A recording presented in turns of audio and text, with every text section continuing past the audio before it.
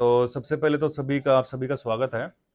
और जैसा कि आप लोगों को भी पता है कि 27-28 की रात को हमारे जो पुलिस स्टेशन है सूरजकुंड, उसके ग्रीनफील्ड एरिया में सेक्टर ब्लॉक सी में रात को लगभग 12 बजे के आसपास एक लूटपाट की घटना हुई थी। और उस घटना के दौरान जो कुछ लोग थे जो उसके घर के अंदर घुसे। वहाँ पर एक बुजुर्ग महिला थी और बाकी जो परिवार के सदस्य थे। जो बुजुर्ग महिला थी उसके बेटा, उसकी बहू, वो घर से बाहर गए हुए थे और वो बुजुर्ग महिला और कुछ बच्चे वहाँ पर थे। तो उस दौरान हथियार की दम पर वो बुजुर्ग महिला को डरा धमका के वहाँ से लाखों के जेवरात और लूट है, कैश है, वो लूट के लेके चले गए थे। तो ये मैटर था 27-28 की रात को। तो उसके बाद तुरंत क्राइम टीम ने, फरीदाबाद पुलिस ने संज्ञान लेते हुए हमारे जो एसीपी हैं अमन साहब, अमन यादव है, उनके नेतृत्व में एक क्राइम टीम का गठन किया। जिस क्राइम टीम के जो हमारे बडकल के इंचार्ज हैं, SI Naresh, constable Naresh, SI Asaruddin, ASI Shamsuddin.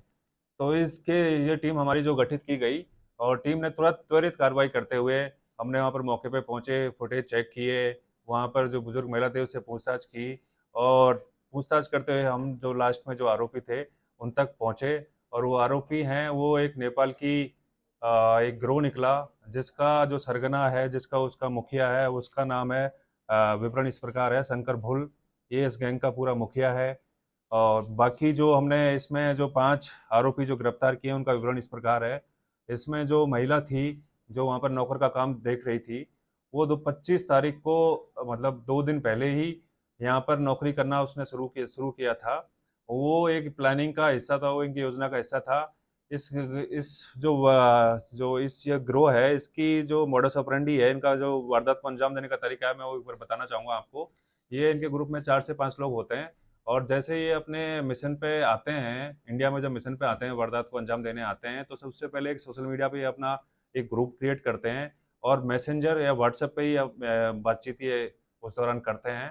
तो साथ में अपने एक महिला या लड़की रखते हैं। उसको पहले किसी घर में जहाँ पर ज़रूरत होती है, जिस घर को ये टारगेट करते हैं, वहाँ पर उसको सर्वेंट सर्वेंट के काम पर वहाँ पर प्लेस करते हैं। उसके बाद वो इन्फॉर्मेशन उनको दे पहुँचाती रहती है। और उसको साथ-साथ में जो महिला वहाँ पर जो काम करने के लिए जाती है, नौकर का काम करने के लिए जाती है, उसको ये पाउडर रूप में एक नशीला पदार्थ भी देते हैं और इससे कहा जाता है कि उसको खाने में मिला दिया जाए। और जैसे ही मौका मिलता है खाने में मिला दिया जाए। जैसे ही लोग ये बेहोश हो जाएँ तो लड़की है वो उनको सूचना दे देती है और ये आकर घर में और ये वारदात को अंजाम देते हैं। तो इस घटना में भी ऐसे ही हुआ था कि उस लड़की को पाउडर दिया था, लेकिन वो लड़की को उस पाउडर को मिलाने की ज़रूरत नहीं पड़ी, क्योंकि उस 26-27 रात को जिस दौरान ये घटना घटित हुई, उस दौरान ये जो घर के जो अधिकतर लोग थे वो बाहर थे, केवल बुजुर्ग महिला और बच्चे वहाँ पर थे। तो इन्होंने वहाँ पर फ़ोन करके उनको सूचना देकर उनको बुला लिया था और वो ऑटो वहाँ से एक ऑटो करके लेके आए। 2 आदमी अंदर घुसे, जिसमें जो शंकर है और बल बहादुर है, ये अंदर घुसे। लड़की ऑलरेडी करिश्मा नाम से यहाँ पर काम कर रही थी, बाकी उसका वास्तविक नाम पद्मा उर्फ आरती है। तो ये 3 लोग अंदर थे, बाकी 2 लोग थे वो वेट कर रहे थे ऑटो में। और ये वारदात को अंजाम देके यहाँ से ऑटो में बैठ के फरार हो गए। और उसके बाद इन्होंने दूसरी जगह ऑटो चेंज किया और उस दौरान फिर ये यहाँ से फरार होने की उसमें उसमें इंतज़ार कर रहे थे। इस दौरान इनको दिल्ली में पुलिस का कोई मूवमेंट दिखाई दिया, तो इन्होंने काफ़ी जगह अपने ठिकाने बना रखे हैं, जहाँ पर इन्होंने अपने जो कमरे हैं वो किराए पे ले रखे हैं। तो जैसे नोएडा हुआ, गाजियाबाद हुआ, जयपुर हुआ, दिल्ली हुआ।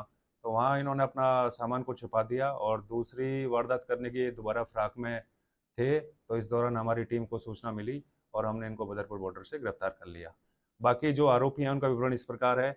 पद्मा उर्फ आरती उर्फ करिश्मा, ये लड़की है, 10वीं पास है और इसकी उम्र लगभग 20 साल है। दूसरा जो इनका साथी था गिरोह का, वो दीपक सिंह है। तीसरा है वो पल्लव राज है। चौथा बल बहादुर है। और इस गैंग का जो मुखिया है वो पांचवा है शंकर भोल। ये सभी नेपाल के कैलाली डिस्ट्रिक्ट के रहने वाले हैं। और जैसा कि इनसे पूछताछ में पता चला है कि ये पूरा जो डिस्ट्रिक्ट है, इसके अधिकतर गांव हैं, अधिकतर लोग हैं, इस प्रकार की घटनाओं को अंजाम देते हैं। और वो अपनी वारदात का लिए जो डेस्टिनेशन है वो इंडिया को ही चूज करते हैं। तो ये सभी कैलाली डिस्ट्रिक्ट नेपाल नेपाल के रहने वाले हैं। और इनकी उम्र लगभग 35 से 40 साल के बीच में है। बाकी इन्होंने काफ़ी घटनाओं को अंजाम दिया है हमारे इंडिया में, लेकिन इनकी गिरफ्तारी पहली बार हमारे द्वारा ही की गई है। सर तो दूसरी वारदात फरीदाबाद में ही देने वाले थे। जी, अभी इनसे पूछताछ की तो इन्होंने ये फिराक में थे कि पहले वो जो लड़की थी उसको दोबारा कहीं प्लेस करें, पहले रेकी करके कहीं जहाँ संभावना होती है वहाँ पर उसको प्लेस करके दूसरी वारदात को अंजाम देने की इसमें इस फिराक में गिरोह थे। ने अब तक कहाँ मतलब सर इस तरीके से वारदात को अंजाम दिया? इस गिरोह की अभी तक जो जब पूछताछ में जो सामने आया उसमें 2 वारदात फरीदाबाद की, 3 वारदात गुड़गांव की, 2 वारदात दिल्ली की, 1 लुधियाना की, 1 राजस्थान में जयपुर की। क्या वजह रहती है सर इनकी, ऐसे क्या करते हैं, मतलब इनके पीछे का अगर इतिहास जाने तो क्या रही है पढ़े लिखे की? ये पढ़े लिखे की यदि हम बात करें तो सभी 10वीं क्लास से नीचे ही हैं सभी। कोई 8th क्लास पास है, कोई जो इसका मुखिया है वो 4वीं क्लास पास है, बाकी 8वीं क्लास पास, 10वीं क्लास पास। लूट का तरीका यही है, पहले नौकरानी भेजकर। जी, जी, इनका जो लूट का तरीका यही है कि पहले अपने ग्रुप में 5-6 लोगों का इनका ग्रुप होता है, उसमें एक महिला ये हमेशा रखते हैं। तो महिला यही रहती है, बार-बार अलग नहीं, नहीं, बार-बार इनसे अभी तक ये पूछताछ हुई है, इसमें अलग-अलग महिलाएं के साथ कितने में। गिरोह में और लोग हैं जो भी बाकी हैं सर गिरफ्तारी के लिए? अभी हमने 5 लोगों को गिरफ्तार किया है, बाकी अभी इनसे अभी आज अदालत में पेश किया जाएगा इनको, पुलिस रिमांड लिया जाएगा। उसके बाद इनसे गहनता से पूछताछ की जाएगी और भी लोग जो योजना में शामिल हैं या किसी प्रकार से इन्वॉल्व हैं, उनको भी फिर फर्दर प्लेसमेंट के थ्रू जाते हैं या डायरेक्ट जाते हैं? अभी तक हमारी जो इस पूछताछ में ये आया है कि इस मामले में जो सूरजकुंड में अभी 27 तारीख को 28 तारीख को जो घटना हुई है, इसमें किसी प्लेसमेंट एजेंसी के थ्रू ये जो लड़की थी, वहाँ पर काम करने के लिए नहीं गई थी। ये एक नेपाल का रहने वाला था, एक आदमी इनकी जान पहचान वाला था।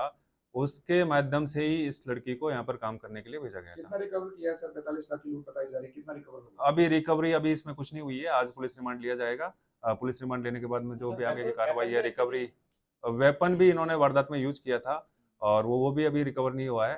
जब आज रिमांड लेने के बाद में उसको रिकवर किया जाएगा। और भी जगह एफआईआर दर्ज है इनके खिलाफ?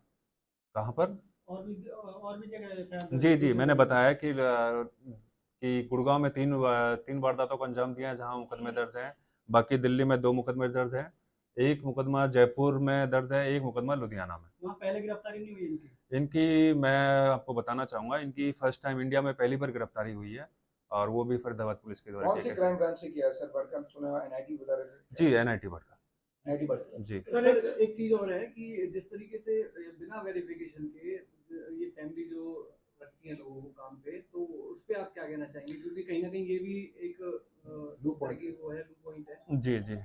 तो मैं आप लोगों के माध्यम से ये अपील करना चाहूँगा आमजन से कि बिना वेरिफिकेशन के कोई भी घरेलू जो कर्मचारी है या नौकर है उसको ना रखें, क्योंकि वेरिफिकेशन कराने के लिए पहले भी डीसी साहब की तरफ से काफ़ी बार आदेश हुए हैं, पुलिस की प्रशासन की तरफ से लोगों को जागरूक भी किया गया है, आदेश भी हुए हैं, सरकारी आदेश भी हो रखे हैं। तो सभी लोगों से ये अपील है कि यदि कर्मचारी को किसी नौकर को घर पर रखते हैं तो उसका पहले पुलिस वेरिफिकेशन ज़रूर कराएं। बहुत बहुत ये थैंक यू।